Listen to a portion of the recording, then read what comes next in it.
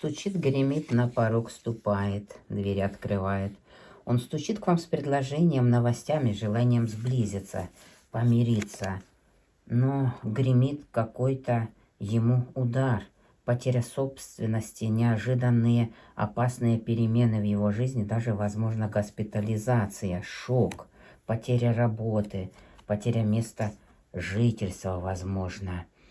И дверь открывает ему ситуация наблюдения над всем, тайные благоприятные перемены. То есть вот эти события, они будут благоприятные, необычные, но благоприятные. Терпение, забота о других поможет ему переехать и найти спокойное, благоприятное место и даже любимого человека. И крышу над головой. Подписывайтесь на канал, ставьте лайки, пишите комментарии.